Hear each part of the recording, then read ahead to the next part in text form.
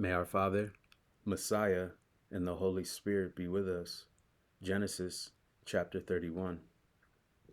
Now Jacob heard that the sons of Laban were saying, Jacob has taken all that was our father's. He has gained all this wealth from what belonged to our father.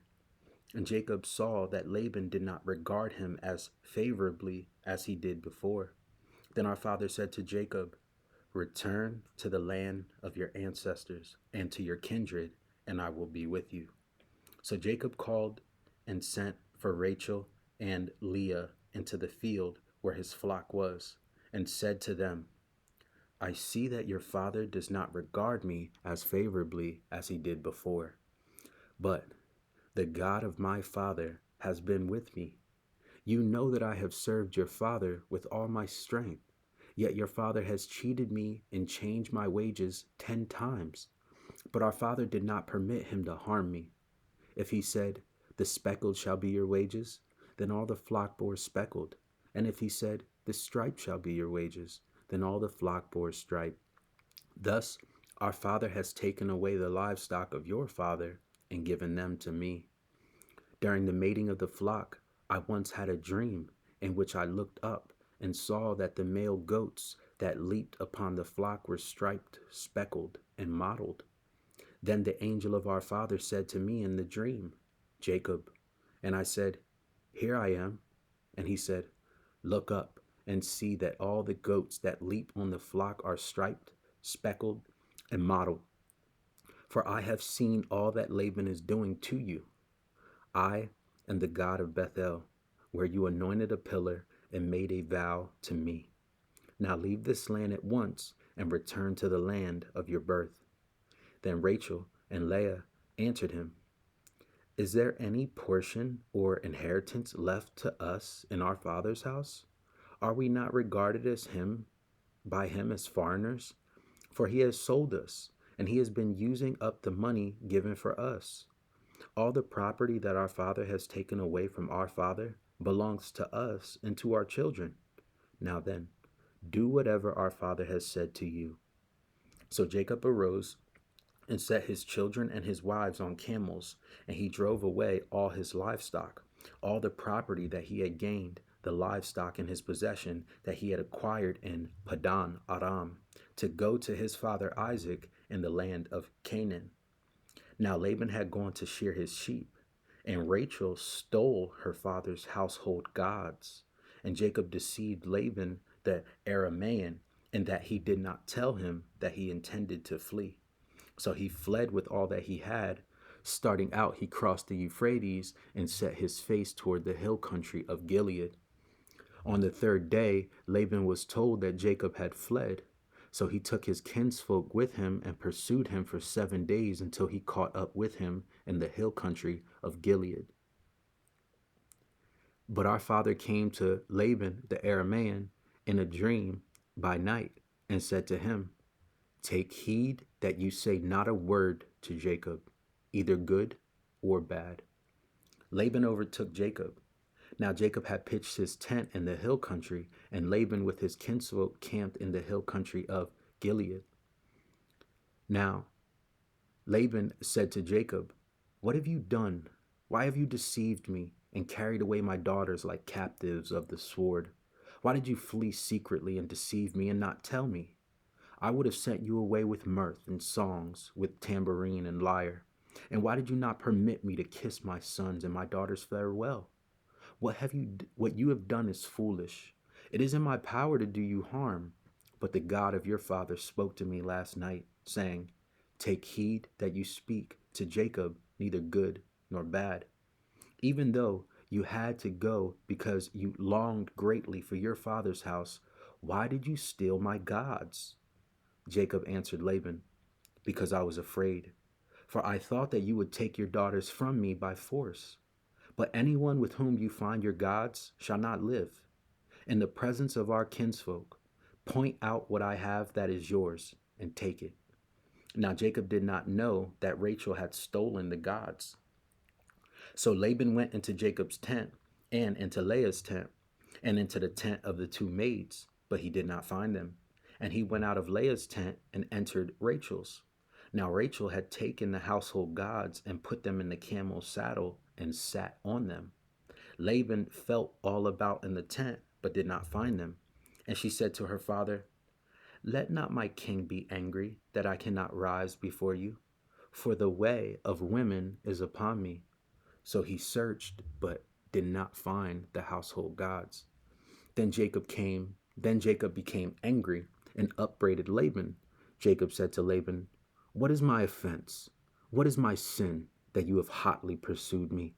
Although you have felt about through all my goods, what have you found of all your household goods?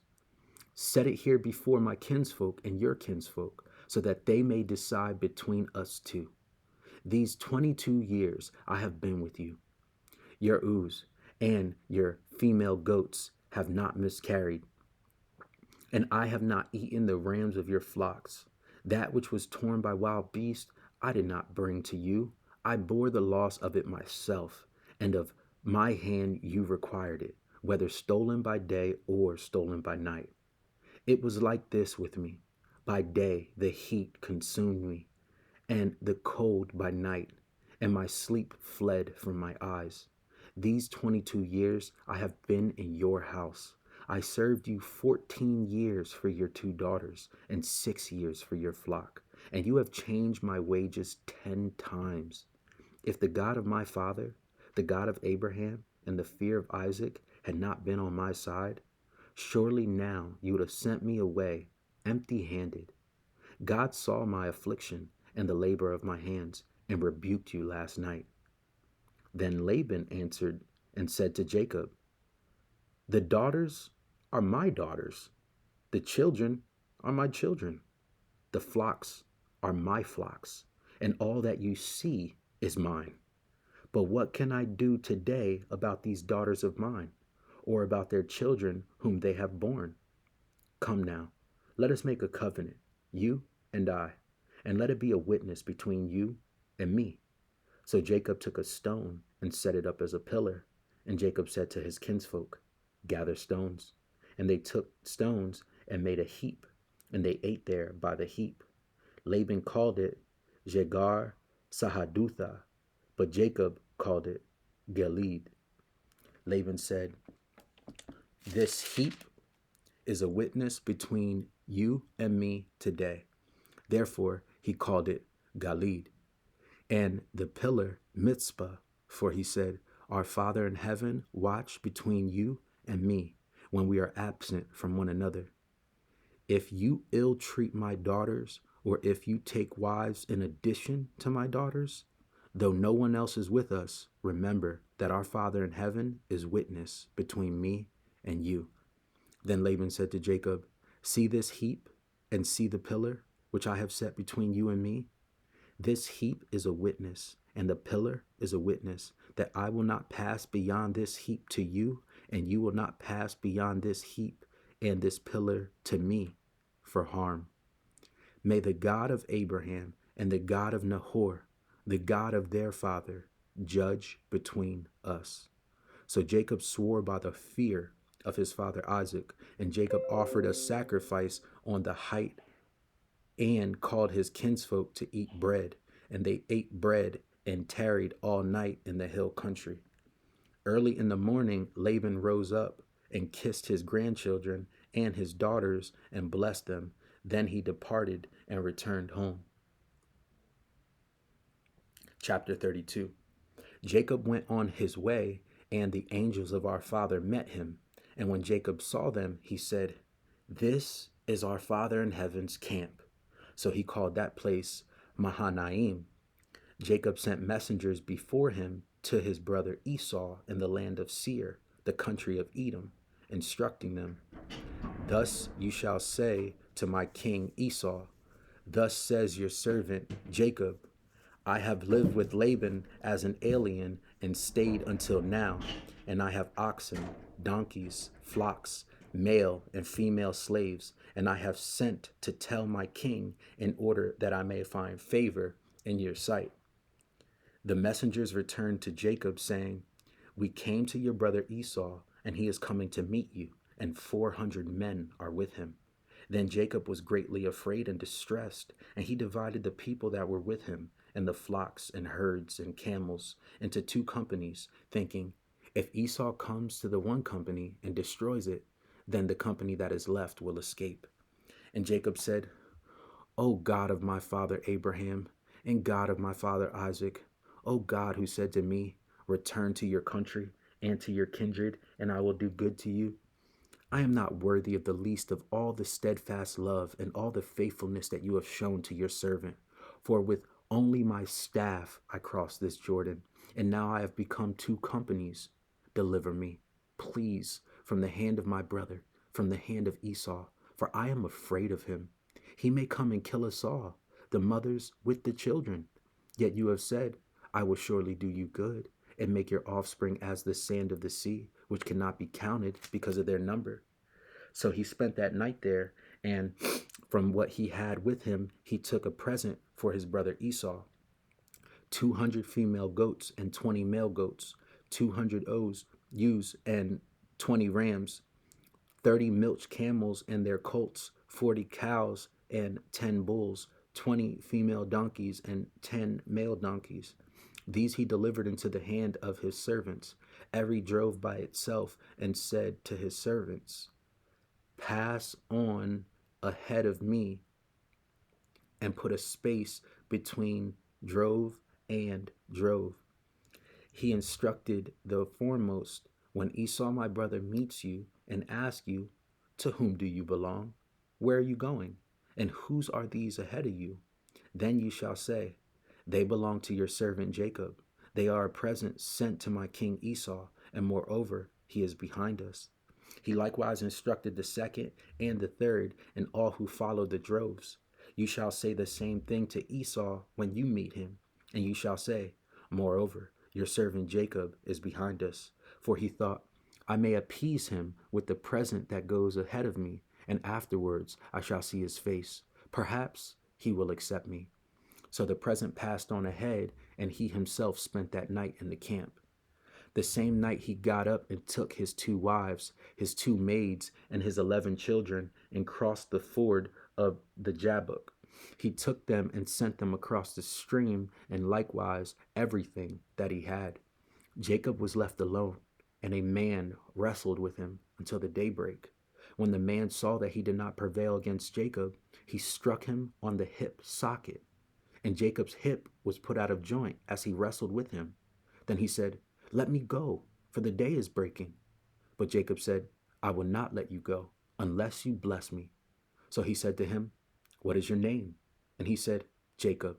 Then the man said, you shall no longer be called Jacob, but Israel, for you have striven with God and with humans, and have prevailed. Then Jacob asked him, please tell me your name. But he said, why is it that you ask my name? And there he blessed him. So Jacob called the place Peniel, saying, for I have seen our Father in heaven face to face, and yet my life is preserved. The sun rose upon him as he passed Penuel, limping because of his hip. Therefore, to this day, the Israelites do not eat the thigh muscle that is on the hip socket, because he struck Jacob on the hip socket at the thigh muscle. Chapter 33. Now Jacob looked up and saw Esau coming, and 400 men with him. So he divided the children among Leah and Rachel and the 2 maids. He put the maids with their children in front, then Leah and her children, and Rachel and Joseph last of all. He himself went on ahead of them, bowing himself to the ground 7 times until he came near his brother. But Esau ran to meet him and embraced him and fell on his neck and kissed him, and they wept. When Esau looked up and saw the women and children, he said, who are these with you? Jacob said, the children whom our Father in heaven has graciously given to your servant. Then the maids drew near, they and their children, and bowed down. Leah likewise and her children drew near and bowed down. And finally Joseph and Rachel drew near, and they bowed down. Esau said, what do you mean by all this company that I met? Jacob answered, to find favor with my king. But Esau said, I have enough, my brother. Keep what you have for yourself. Jacob said, no, Please, if I find favor with you, then accept my present from my hand.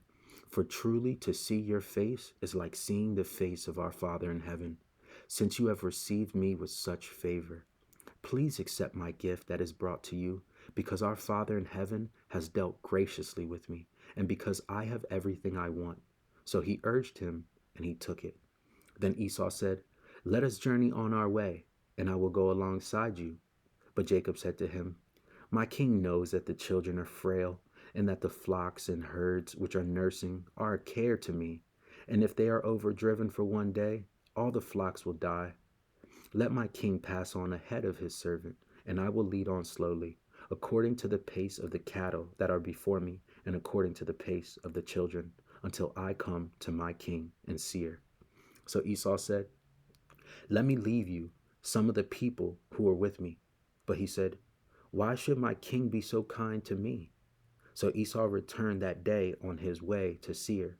But Jacob journeyed to Succoth and built himself a house and made booths for his cattle. Therefore, the place is called Succoth. Jacob came safely to the city of Shechem, which is in the land of Canaan, on his way from Padan Aram, and he camped before the city. And from the sons of Hamor, Shechem's father, he bought for 100 pieces of money the plot of land on which he had pitched his tent. There he erected an altar and called it El Elohe Israel. Chapter 34. Now Dinah, the daughter of Leah, whom she had borne to Jacob, went out to visit the women of the region. When Shechem, son of Hamor the Hivite, prince of the region, saw her, he seized her and lay with her by force. And his soul was drawn to Dinah, daughter of Jacob. He loved the girl and spoke tenderly to her. So Shechem spoke to his father Hamor, saying, Get me this girl to be my wife. Now Jacob heard that Shechem had defiled his daughter Dinah, but his sons were with his cattle in the field. So Jacob held his peace until they came. And Hamor, the father of Shechem, went out to Jacob to speak with him, just as the sons of Jacob came in from the field. When they heard of it, the men were indignant and very angry, because he had committed an outrage in Israel by lying with Jacob's daughter, for such a thing ought not to be done. But Hamor spoke with them, saying, The heart of my son Shechem longs for your daughter. Please give her to him in marriage. Make marriages with us. Give your daughters to us, and take our daughters for yourselves. You shall live with us, and the land shall be open to you. Live and trade in it, and get property in it. Shechem also said to her father and to her brothers, Let me find favor with you, and whatever you say to me, I will give. Put the marriage present and gift as high as you like, and I will give you whatever you ask me. Only give me the girl to be my wife.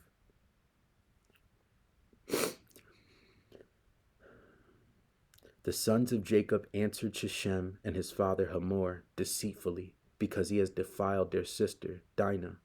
They said to them, We cannot do this thing, to give our sister to one who is uncircumcised, for that would be a disgrace to us.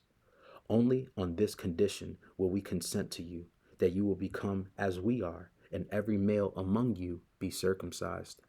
Then we will give our daughters to you, and we will take your daughters for ourselves, and we will live among you and become one people. But if you will not listen to us and be circumcised, then we will take our daughter and be gone. Their words pleased Hamor and Hamor's son Shechem, and the young man did not delay to do the thing, because he was delighted with Jacob's daughter. Now he was the most honored of all his family. So Hamor and his son Shechem came to the gate of their city and spoke to the men of their city, saying, These people are friendly with us. Let them live in the land and trade in it, for the land is large enough for them. Let us take their daughters in marriage, and let us give them our daughters. Only on this condition will they agree to live among us, to become one people, that every male among us be circumcised as they are circumcised. Will not their livestock, their property, and all their animals be ours? Only let us agree with them, and they will live among us. And all who went out of the city gate heeded Hamor and his son Shechem, and every male was circumcised, all who went out of the gate of his city. On the third day, when they were still in pain, two of the sons of Jacob, Simeon and Levi, Dinah's brothers, took their swords and came against the city unawares, and killed all the males. They killed Hamor and his son Shechem with the sword, and took Dinah out of Shechem's house, and went away. And the other sons of Jacob came upon the slain, and plundered the city, because their sister had been defiled. They took their flocks and their herds, their donkeys, and whatever was in the city and in the field, all their wealth, all their little ones and their wives, all that was in their houses, they captured and made their prey. Then Jacob said to Simeon and to Levi, "You have brought trouble on me by making me odious to the inhabitants of the land, the Canaanites and the Perizzites. My numbers are few, and if they gather themselves against me and attack me, I shall be destroyed, both I and my household."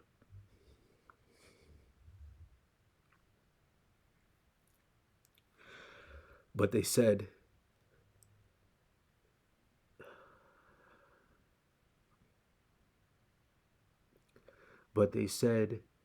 "Should our sister be treated like a whore?" Chapter 35. Our father said to Jacob, "Arise, go up to Bethel and settle there. Make an altar there to the God who appeared to you when you fled from your brother Esau." So Jacob said to his household and to all who were with him, "Put away the foreign gods that are among you, and purify yourselves, and change your clothes.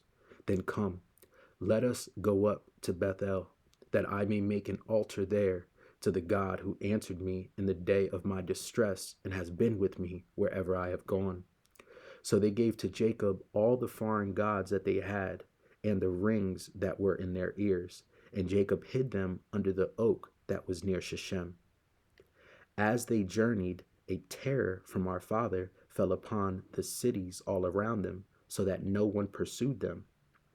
Jacob came to Luz, that is Bethel, which is in the land of Canaan, he and all the people who were with him, and there he built an altar and called the place El Bethel, because it was there that our Father in heaven had revealed himself to him when he fled from his brother.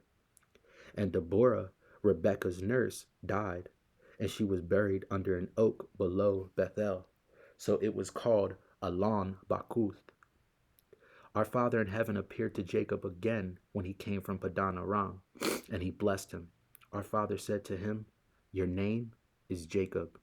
No longer shall you be called Jacob, but Israel shall be your name."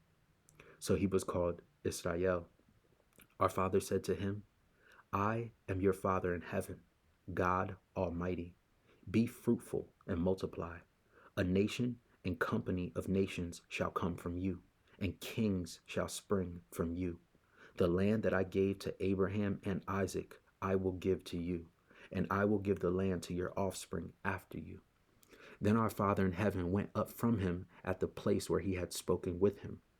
Jacob set up a pillar in the place where he had spoken with him, a pillar of stone, and he poured out a drink offering on it and poured oil on it. So Jacob called the place where our Father in heaven had spoken with him Bethel.